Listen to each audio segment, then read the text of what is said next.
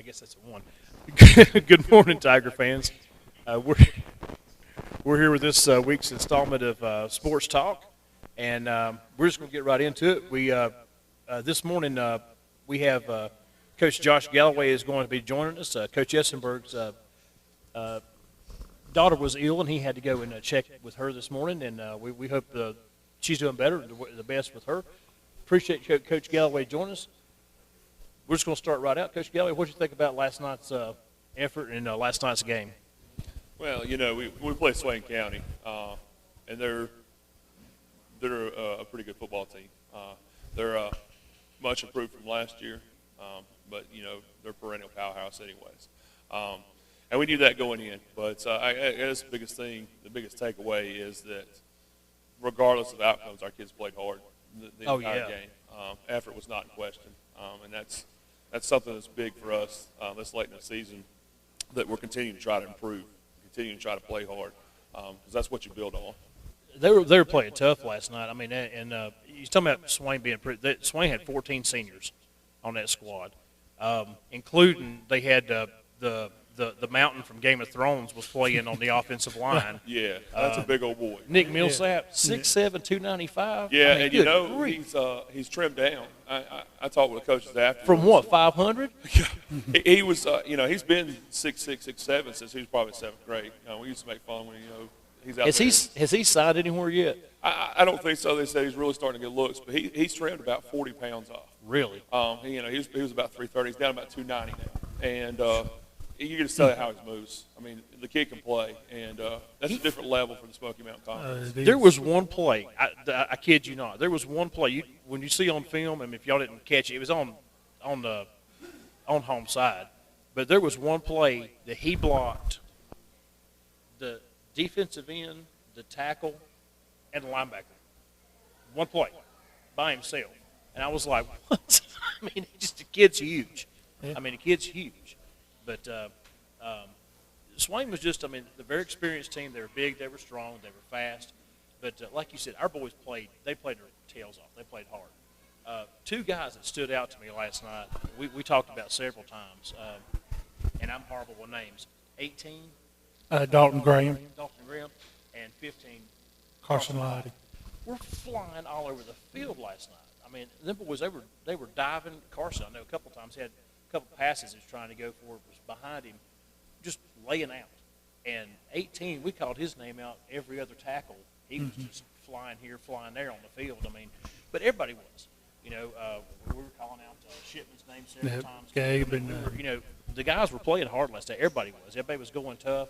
The line was crashing in good last night. I mean, they were going up against grown men, but I mean, they were fighting hard, and nobody quit. That was the biggest thing. Nobody quit. They were playing good. Last night, to me, showed a lot of growth. Coach Essenberg came in and said, "Hey, we're going to have to run this kind of defense." You know, on last Sunday at our meeting, we had to run this kind of defense in order to be able to stop the beer, because Swain's improved this season, just being able to run their split back stuff. And put Gabe there at middle linebacker probably last week. I think it's the first week he was there, to get him to flow, because we knew he'd run the football. And so he's starting to kind of grow into that position. I mean, 2 weeks in to try to learn how to play middle linebacker is a big transition. So doing pretty good at it. So he's starting to come along. And, the same thing with Dalton, too, putting him in that little, outside linebacker in that 5-3 that you're running. It takes him a little time, but he did well and can show growth there, because, again, you don't just start at a defensive position and be like, "Oh, I've got this figured out perfectly." So if we can maintain and continue that aggression, and he kind of learn how to read from there and get it quicker at it, that may be something we can hang our hand out as we go forward through the rest of the season. And linebacker is hard to play. I remember when I was playing for Coach Essenberg back in the day, he asked us. We'd actually been complaining about trying out for other positions. And he said, "Okay, we try out." And one position I want to try out for was linebacker. And he let me run about 5 plays at linebacker, and I was like, "Nope. I'm good on the line. I'm fine." I was getting destroyed. I mean, I couldn't see. I couldn't read it. That's a hard position to play. I mean, it's it's an art. Well, you have to read it fast. You got to react fast. It's a challenge, because you're in a situation where you have dual responsibility.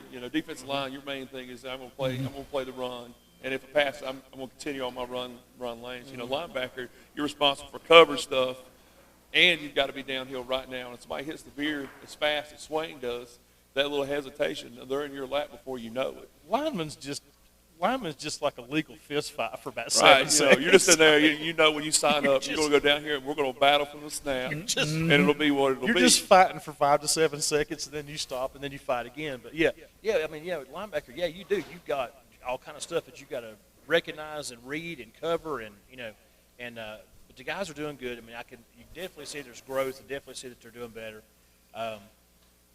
When you're playing a machine in a program like Swain, it's hard to judge stuff, but they really did. There at the end of the game too, I was really proud of them that they kept their head up, they kept themselves together, they didn't make any mistakes. They put together a 68-yard drive, I believe, there at the end. Well, I was and pleased to put some see, points. Andrew Stamey at tailback right there, running a little isolation right there and showing hard runs to Mm-hmm. finish out the game, because he's been on the field since the first snap, and to go out there and finish strong in that there. And then Thomas Collins on some of the sweep actions and stuff to get us down into scoring range. Our boys ain't scared because they knew that they was going to get some hard licks from the linebackers at Swain, and they'd put their nose right in there and take it and get right back up and keep going. I mean, we were playing tough last night. I was proud of them myself. I mean, they were playing tough.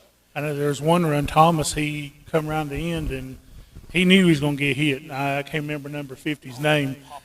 But, when Thomas – and Thomas didn't run away from getting hit. He run right toward the guy, and when 50 hit him, he unloaded on him. But, that to me, that's hard, and that's what you're looking for. And so I'm hoping that, those things start showing back up in our football program. Then we get an extended time. Coach Espenberg's been there since May, and, trying to instill a new system and instill some of the work ethic and stuff in that short amount of time. It takes time to rebuild those kind of things. Time to get stronger. And if you got kids that are willing right now to put forth the effort and show the heart to continue to play, that means you're only going to go up once you start implementing some of the strength stuff and getting stronger out there. One thing we talked about last night on a radio show was we're proud of our seniors. We only got 4 seniors, but with the game last night, it makes us 1-7 on the season. As a senior, you're sitting there and you're looking at your record and you're looking at the remaining schedule and you're just kind of like, oh. But you know what? Them guys are showing up every day at practice. They're out there and they're putting 110% on that field, and they're working hard. And they know it ain't going to be no glory season. It ain't going to be no, 3rd, 4th round of the playoffs. But they're showing up. They're putting in the effort. They're working their tail off. They're setting an example for the juniors and for the sophomores and the freshmen. And that's something to be proud of. That's something that hopefully they'll be able to look back in 3, 4, 5 years when the program is improving and things are doing good and say, you know what, I was there when this started. I was there when this was. I was ground level. I was ground level in the rebuild. Right. And you just got to hope. And one thing as a coach, and especially in the Roswell community, is that you always want to make sure that you're representing yourself well as a player, you're representing your team, you represent your community well. And when things aren't going your way, sometimes what you have to hang your head on is how much effort I'm willing to put forth when things are bad. And like I said, I'm proud of a lot of those guys. I'm disappointed for them because I would love all to have experienced success, wins, losses, and success on the field. But sometimes things don't work out the way they're supposed to for you, and you keep battling and fighting back against that adversity. Player, coach, or fan, we all hate to lose. Yeah, exactly. I mean, we hate calling the game when we're losing. I ain't lying, man. We hate losing. But, it's just, I mean, as Coach Espenberg says, he said in the pregame interview, he said, we may be the greenest. He said, we might be the greenest football team in the entire nation. He said, but. Well, and in 1A football, senior-heavy teams are successful. Yeah. Oh, yeah. And when you're the opposite of that's true. When you're not senior-heavy and you don't have a lot of experience, you're going to struggle. Right. And I know we said it on the radio last night, it's not every week you face 4, 5, 6 in the state, probably again right back to back against each other. You got to go from Swain being maybe number 5, then you go to number 4, Robbinsville number 4, Swain 5, and then you get Murphy at number 6. Those are things you probably don't see in any other conference around here anyway. I pulled records of our opponents, and it's like 33 and 20 or something.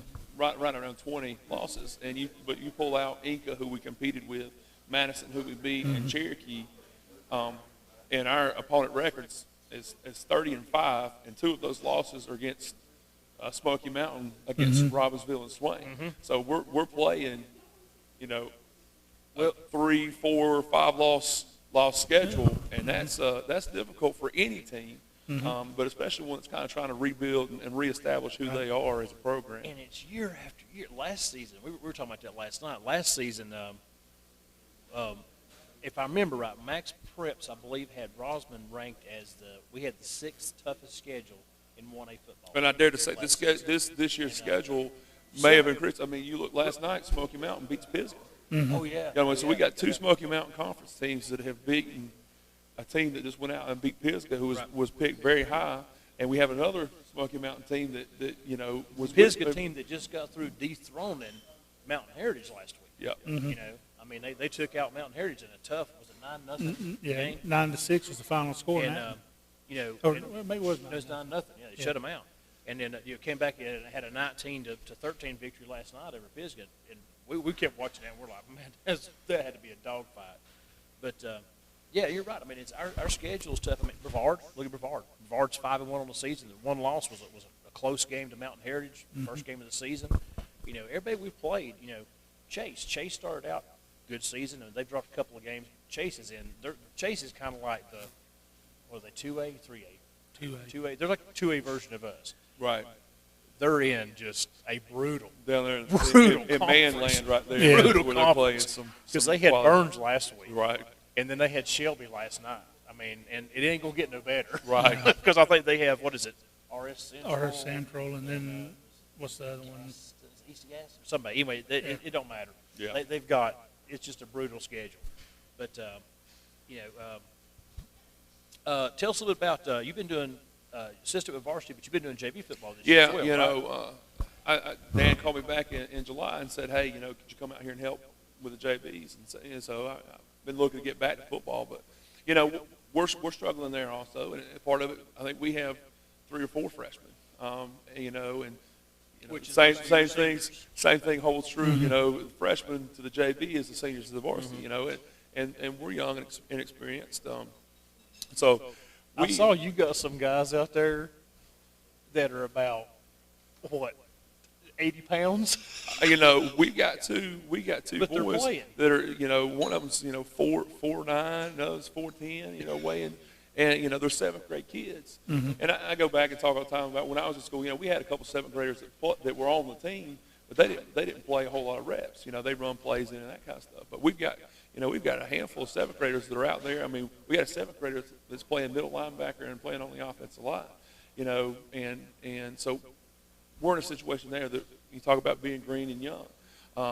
But we got kids that's been constant improvement in all of it. I mean, and the same thing. They show up and they're out there still enjoying the game. You know, it rained one day last week at practice, and you know, we're still out there just rolling around in the mud, and they're having a good time trying to get better and enjoying themselves. Man, that was to me, that was some of the fun days when it rained. Yeah, we went up there, and the whole team went over and lined up in the chutes, and by the end of it, it looked like a cow pasture because they just roll all the grass off of it. But as I said, we're young there, but I see some real potential in the kids, especially if they're willing to step up and work to get to that strength level they can compete. How you liking doing JVs? Doing that, You know, that level, that age group? You know, I enjoy having the opportunity to work with kids. You know, I coached middle school when I was down in Cabarrus County. And Right. I was at a 6, 7, and 8, and so all the things I was doing there. It's a great opportunity to teach kids, try to help them instill a little bit of love in the game, and really. Do they try- listen better at that age than they do at high school level? Some. I don't know if it's listen better. It's this response you get from them is not quite as abrupt. You know, they may not be listening, but they don't run their mouth back quite as much. Okay, Maybe okay. that's Okay. the That's what difference. But as I said, we've got a really good group of kids, and I really think we got some 7th and 8th graders that have some real potential next year to develop into a decent football team. We were talking in the booth last night. We were talking about how you build programs and stuff. Has there ever been? I guess there was. It seems like last year they were talking about doing a middle school team. Has that been just put off completely now, or You know, By the state? I don't think I don't think we got a little backlash from our conference in it because we're the only 1, 7, 8, 9 in the state. You know, where we fit in, you know, they talked about trying to go in the conference boulevard, and I think that conference kind of said no. So I don't know that's really the path we're looking. We have started some discussions with our youth program about how we can kind of mold that midget team a little bit and maybe run that through the school just a little bit more.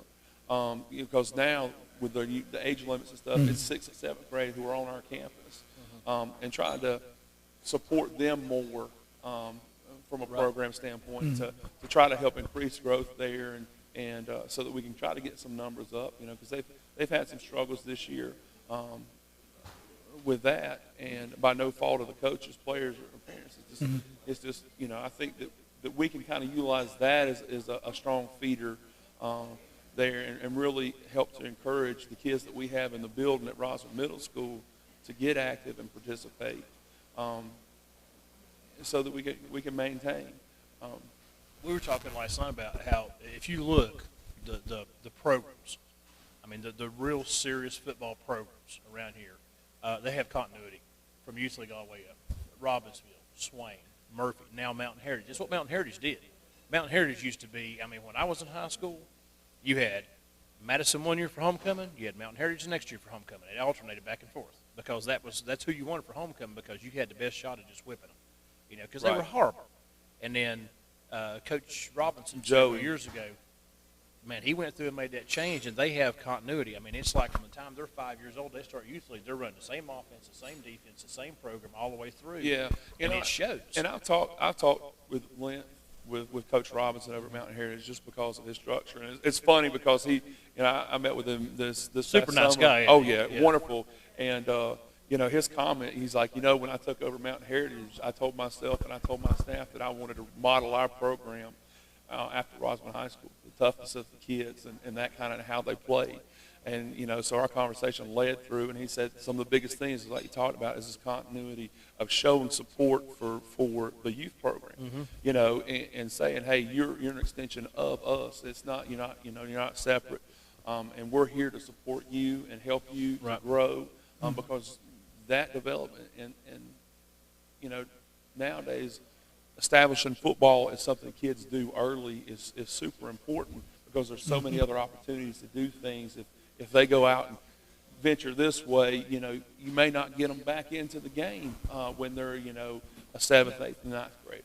When I played JV's, y'all probably don't remember. There was a coach. He went to Brevard later on. Greg Frisbee. He's the one that actually got me playing. I never got a chance to play youth league because of. Don't get me started on. I've got an issue with the weight limit rules and stuff because I never got to play youth league. I never got to play youth league. I can speak the same thing. I speak the same thing. In 3rd grade, I was 185 pounds. I wouldn't play in. My mama said, no, you can't go play with the midget kids. But now they've adjusted the weight limit rules to really help some of those kids. It is a little better, but you know, Coach Frisbee taught me in playing, and he said several times. He said, we have to catch the kids by 6th or 7th grade. He said, because if you don't get the boys by 6th or 7th grade, he said, you're competing with hunting, cars, and girls. And said hunting, fishing, loving every day. And he said, and you ain't never going to beat out hunting, cars, and girls. He said, it's not going to happen. He said, so you got to get them early. You got to get them involved. You got to get them wanting, loving football. And so that's what, to me, I think it's a huge deal to get youth league involved in the high school. I think it'd be great to have where we have a joint effort where they're really all working together and everybody's working for the same goal to better the youth league program, which we have a great youth league program, but to make it even better than what it is, to make where it's a better program, but it's a building block to help the JVs, in turn to help the varsity, and just to build up. We actually have a program here at Rosman that's a feeding year in and year out. So we don't have like that one great team once a decade, and then we have 9-year decline, and then we have that one great team, and then it goes back down again. I mean, I would love for Rosman to end up be like, Swain is or like Murphy is, where we just have every year we're not rebuilding, we're reloading. That's Murphy and Swain. They reload. But while we got you here, we've talked about football a little bit. And I told you we'd keep you maybe 15, 20 minutes, and I lied. Hey, it's good. I get talking to. Once you're here, you're here. Let's talk a little basketball. Okay. Basketball season starts next month. Our first official day of practice is the 30th, October 30th. Okay, so end of this month. Okay. So yeah, the last this month, and our first game will be this year's before Thanksgiving, is November 22nd. Oh, okay. So wow. it's right on 5 weeks. Yeah, it's 5 right on weeks. us. Okay. Are you doing varsity and JV boys this year, or you got Right now? Okay, so we are blessed at Roswell High School to have Ashton Williams back in. Coach Williams is back in here, so she's taking back over the girls. When you say that, I have to pause. Price. Like, just, I told her one day, I'm like, just say Barton. Please just say Barton, because I know that. Well, we had an opportunity for her to come back and get into the program, and so she's back with the girls, which I can't be more excited for as a school or for our young ladies because of the competitor I know that Ashton and is. she's currently coaching volleyball. Team. Yes, And they're doing quite well. She's her tenacity has bled over into their team, and I really think that team's really growing. So she's got that side of it this year, and so I'll be back with just the boys.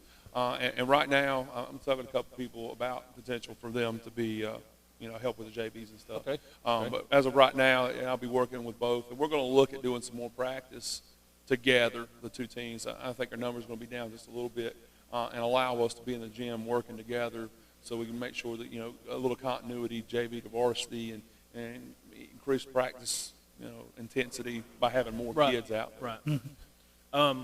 We spoke a little bit before we went on the air. You don't really have much returning back from last season. I think we graduated 5 and had 2 kids transfer. So, we were down there taking the nameplates off the board, and it was pretty easy. We started at the bottom, just swooped up because we don't have a single kid coming back that has varsity experience.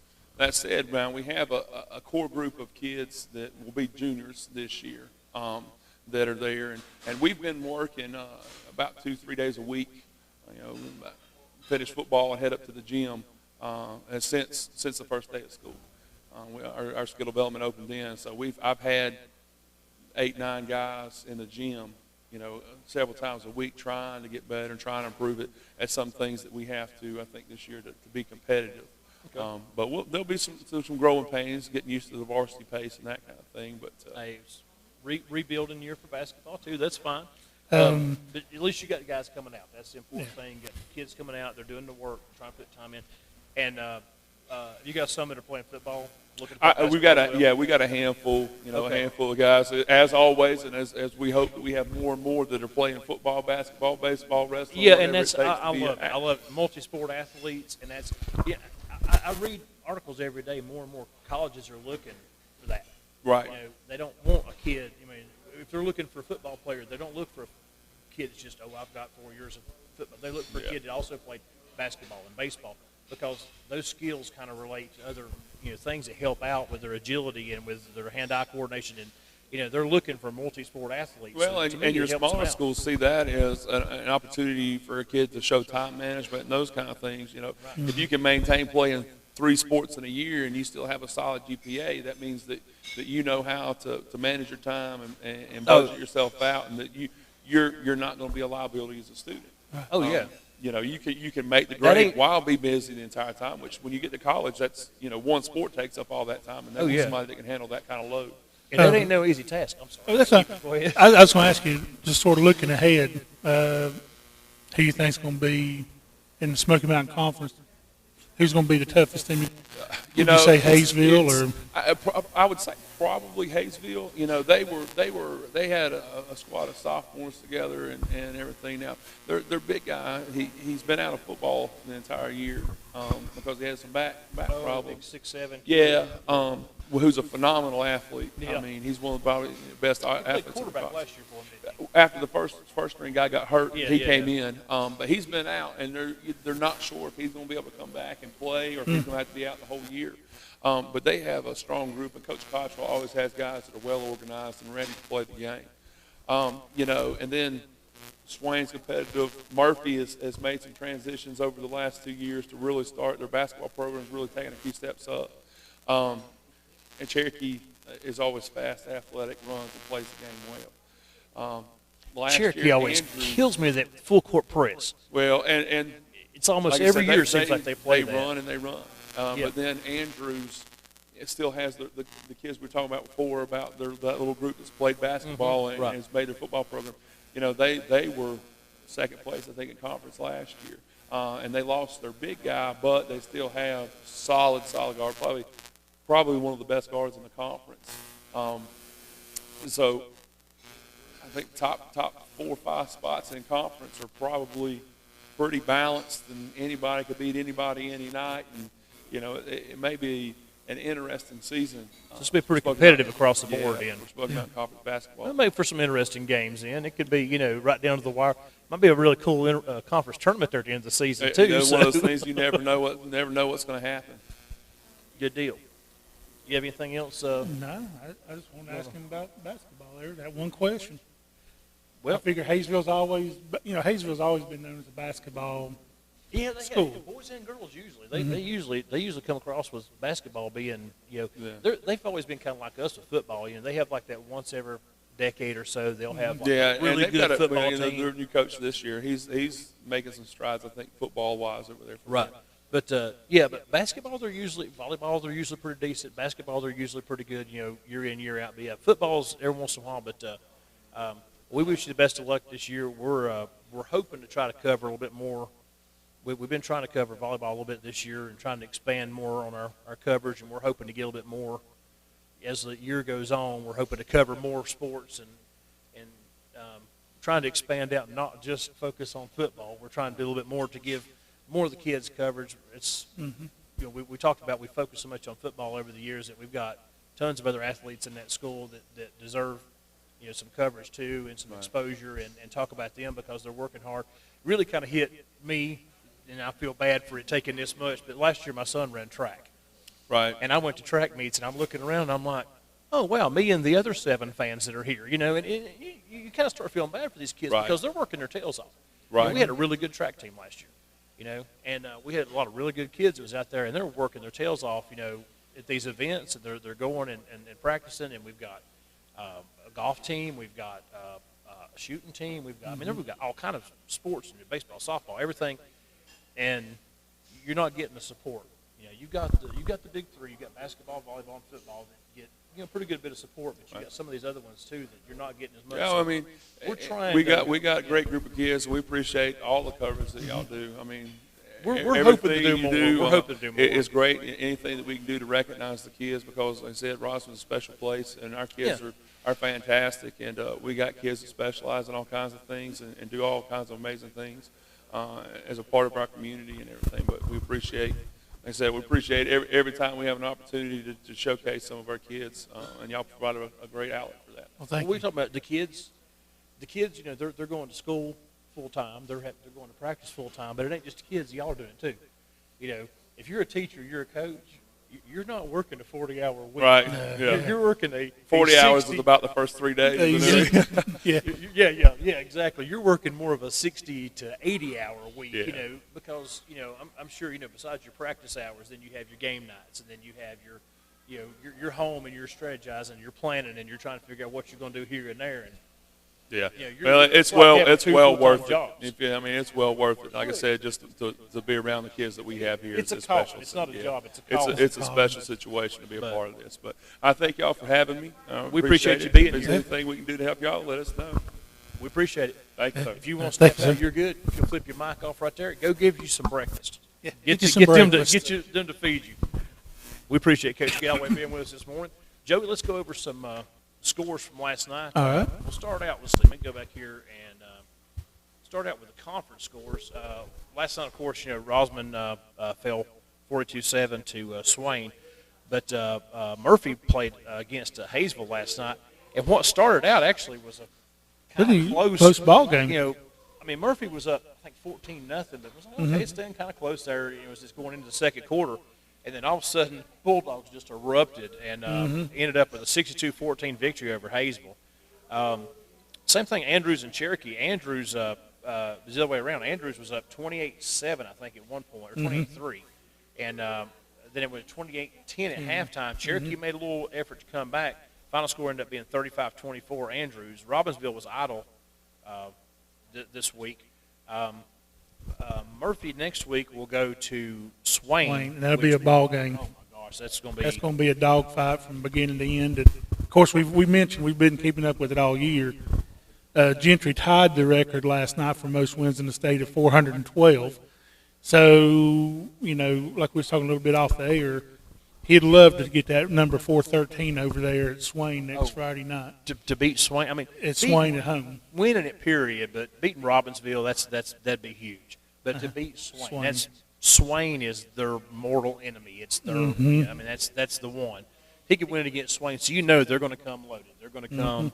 They're going to pull out everything that everything in his 450 years of coaching that he has figured out. He is going to pull out. You know, Well, and like we talked last night, summoning spells, voodoo doll. I mean, anything that he's got in his bag of tricks, he's pulling out Friday night. even with Josh a minute ago, we was talking about, you know, they were trying new plays. I'm pretty sure they wasn't trying to show Murphy anything that what they want to do They were next trying week. to show Murphy junk is what They were trying to show do, Murphy. yeah. Because you know, Murphy would be getting that film today or tomorrow and going over it, and They yeah. wanted Coach Gentry to get that film and start laughing and go, yeah. Yeah. But also another good matchup next week. And Murphy comes into that game, by the way, at 6-1, 2-0 in the conference. Swain 7-0 and 3-0 in the conference. Andrews at 3-4 overall, 1-2 in the conference. Hayesville 4-3, 0-2 in the conference. Andrews will be playing at Hayesville, and that'll be another a good ball game. That'd be another I good think ball that'll game. be not powerhouses in the conference, but I think a couple of fairly evenly matched teams. I think two teams that rebuilding, maybe a little bit ahead of us as far as their rebuilding and with their experience level and stuff, and be a pretty good game. One that I don't think is going to be a good game, Robbinsville at Cherokee. Yeah. That's going to be a bashing, I believe. I believe so too. Because Robbinsville, again, you know, like we talked earlier, you know, they're a machine just like Swain, Right. and we know what they can do. So. And that's 7-0 Robbinsville at 2-6 Cherokee. We, as most people know, we're going to be open this week, and so we will have the week off. And right now, the overall conference standing, Swain is in right now first place in Smoky Mountain Conference, followed by 3-0 in the conference. Followed by Robbinsville at 2-0. Murphy in third, also 2-0. Andrews moves up with their win. Moves up to over Cherokee. Moves up to fourth at 1-2. Cherokee is at fifth at 1-2. Hayesville is 0-2 in the conference.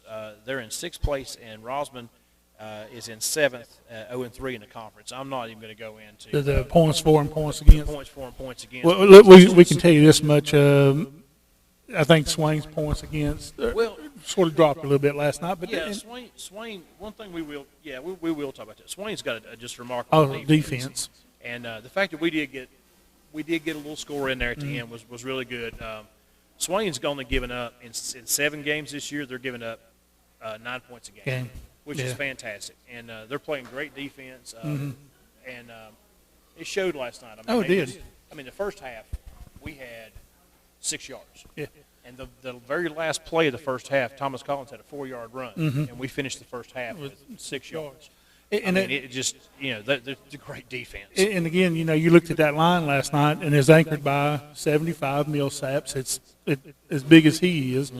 But then you go to your tackles in that defensive line, and none of them boys were small. I mean, they're 260, 270. 6'3", 6'4", Yeah. 6'2". And that's like a division. Well, we could almost say like a Division III school Yeah, line. and they don't play catch. They attack. They When attack. the ball's snapped, they're not catching you at the line of scrimmage. They're attacking you, a yard in the backfield. They're coming after you. Like you said last night on the radio, they play offensive defense. Right. And like Mike said, they're not really. It's not that they're blitzing. It's not that they're doing anything crazy or disguising any kind of looks or anything. They're just when the ball snaps, here they come. They're just coming right at you. Right. But Swain, it's going to be definite. I mean, when you look, okay, Swain's averaging 35.9 points a game. Murphy's averaging 30.9. Swain's giving up 9 points a game. Murphy's giving up 13.1. I mean, they're really relatively Close. evenly matched. And So it may be a 13-10 ball game. it's gonna it's gonna be a dogfight, I believe. Well, let's go to some other scores across All right. the region. Last night, our neighbor down the road had homecoming, and they had a good night for homecoming. They had East Henderson in town, and definitely Brevard took care of business. Congratulate them on the victory of homecoming. Yep. They beat East 49-0. Up the road in I guess Madison County. Madison County. Yeah. Mountain Heritage rebounded from their loss to Pisgah last week. That you didn't pick Pisgah, and Thanks a lot. took out Avery 24-6. But you know that game started out kind of slow. Yeah, it did. I think it was. Avery's much improved this year. Yeah, it was. Well, we kept up with it like It was 12-6 12-6 for a long time. Yeah. TC Robertson Irwin had pretty much a little dogfight last night. TC came out on top 43-39, and then the game of the night. The game of the night was Smoky Mountain Pisgah. That thing went 6-6 to halftime, and it was just a back and forth dogfight. And we were split on our pick Picks four on about that, yeah. who was going to get what, and we were discussing it back and forth. And when our game ended, it was still going on, and I was, got home and was checking the score, updating just as quick as I could, trying to see what happened. And Smokey scored one, I think, as the game ended, and won 19-13 in just a heck of a ball game.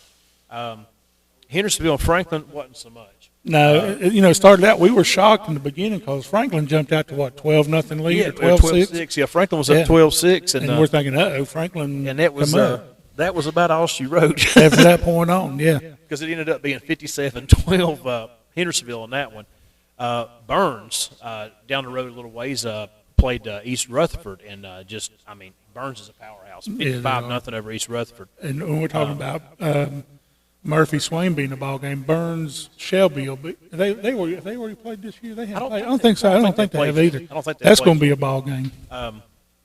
Now, I tell you, a team that's been surprising me this year is North Buncombe. North Buncombe used to be the same as Madison and Mountain Heritage. They used to be a team people tried to get on the schedule because they just weren't, they weren't as, it was a better chance to win. And North Buncombe's really kind of turned things around this year.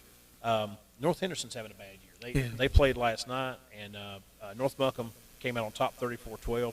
I don't think North has won this year. I think they've really been struggling over there this year. One that surprised us, we knew it was going to be a good game, but kind of surprised us with the result was Asheville-Tuscola. We all talked about it, and we all, in our pregame, we discussed it. Tuscola was down, Asheville was down. We just thought Asheville was just going to have more talent, and they would probably overcome, and they didn't pull it out. But Tuscola proved us wrong. Yeah, Tuscola.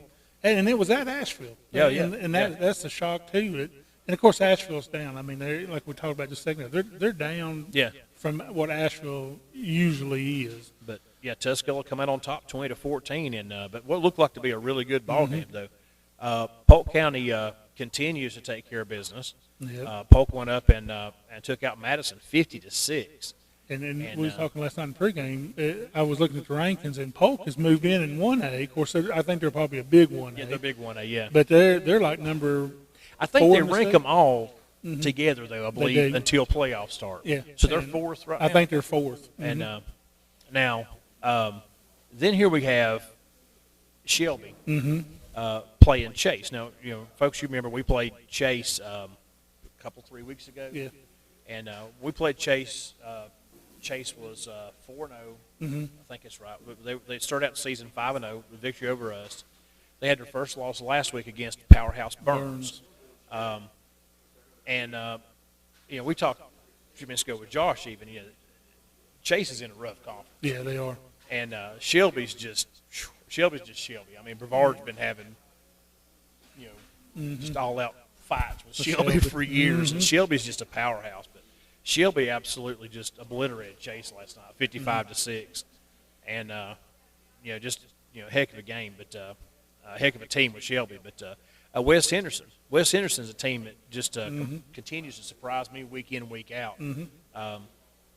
Now, last night, I was a little shocked because early on score, they were playing Inca last night. Yeah. Early on last night, West was it was close. It was close. What was it? It was like 14-7 or something. 14-7, Like almost stayed up to that way. the half. Yeah. For a while. West finally kind of woke up and pulled away there at the end, and ended up took the victory 35-14. And then the last game we have score for on here is Mitchell got the victory over Owen 41-7. Now, one thing I was going to bring up, we're not doing our we don't have a game next week, but I'm going to probably put on our Facebook just because we like doing this and we have fun with it. And if nobody else cares, it's for us. It's for us, else. yeah. But It's we a do lot of fun. we do our on the radio show. We do our pick four, and we enjoy doing it. And even though we're off this coming week, we're still going to do our pick four. We'll probably do it on Facebook what our picks are and how it goes. Our pick four for this coming week is going to be the 4 games. Going to be Murphy at Swain, Hendersonville at Smoky Mountain, Mitchell at Mountain Heritage, and Andrews at Hayesville. The reason we decided to go ahead and do it this week just because they're such good games. Exactly. And those are good games, and you want to try to pick them, and also because I'm winning. Yeah, I know. Just by one game, but I took Pisgah last night because I just thought they'd win at home, and Hey, But hey, I went back to my boys there and thought I might pick up one on you. It's a heck of a ball game though. It could have went either way. So I mean, it's And it's going to be hard to pick Murphy Swain. It's at Swain, and you think, the Murphy boys are going to be fired up to get 413 for Gentry. Swain's going to be fired up not to let that happen on their home field. yeah. That's the last thing in the world yeah. Swain wants is to Lose to Murphy at home. It's and almost like Gentry's Murphy sticking coming out and just staking the flag up right there on Swain's field. on that big S and the maroon devil head right there in the middle of the field, and But that might be. I don't know. That's going to be WLOS will do that, and is their game of the week right there. oh yeah. But it's going to be. I actually, since we're off, I thought about maybe going over and watching the game, but I guarantee you, there's going to be probably 5,000 or 6,000 people. It's more than that. It's going to be that whole entire mountain over there, Swain. It's going to be packed. Be almost like a state championship game. Oh yeah. Right there. And because it's going to be huge. I mean, because you're going to have with Coach Gentry got inducted into the National Coaching Hall of Fame this past year, and with him going for the state record, and that's just huge. You're going to have. I mean, you're probably going to have some media outlets from all over the state. Yep. Covering this. It's going to be a huge deal because any game he has from now on, they're going to be covered because every week from now on, he has an opportunity to set a record. Yeah. And but this one's going to be a big one because he's got a chance to set a record against his long-time rival. and that's you couldn't script this no better. I mean, it's almost like a movie script you wrote up that he can go through and have the one that breaks the record be against his long-time foe. But Hendersonville, Smoky Mountain. It's going to be a good game this year. Hendersonville's playing some good ball. I don't think they're as dominant as they have been in some past years. Smoky's playing Excellent ball. Smoky's playing tough. Mitchell Mountain Heritage always a good tough game. And then we said earlier about the Andrews Hayesville game. So volleyball this past week we had a couple of games. I think we picked up a victory against Cherokee, and then unfortunately we had a loss against Hayesville. Robbinsville. And he was one of the Vills. Not sure what the schedule is coming up. I know we've got conference tournament coming up here before long, but I'm not sure what all the stuff on the schedule. We're hoping next week we've got to try to make some phone calls and talk with them and see if we can get everything worked out. But we're hoping next week when we don't have a football game, we're hoping to try to do the show still, but we're going to see if we can get Ashton in here to talk with us a little bit about volleyball and the upcoming girls basketball season. And I also hopefully I'm going to see if I can get Coach Huggins to come in and just give us an overview of athletics, of Rawson athletics, and how things is going with the school overall as far as the sports and stuff, and just see how things is going with the school and with athletics, and just have a little chit chat about sports. I mean, because we love talking sports. And we know there's no football game. We know the boys are going to be working hard in practice. They'll be preparing for Murphy next 2 weeks, and we'll see. You never know. You got to go play the game. And we talk about how good Murphy is, but you got to go play the game, and you see what happens, and you never know on any given night. They're fixing to run to a buzzsaw right now. There ain't no telling. You could have 8 starters out when we play them. Exactly. Between ejections and injuries. Exactly. And so that's what I said. You just never know. You got to play that game. But, Will, have you got anything else that you want? No, I think I'm good. Stephen, Our production guy. you shut us down. All right, folks, we appreciate it. And until next time, thank you for watching. God bless the Tiger Nation.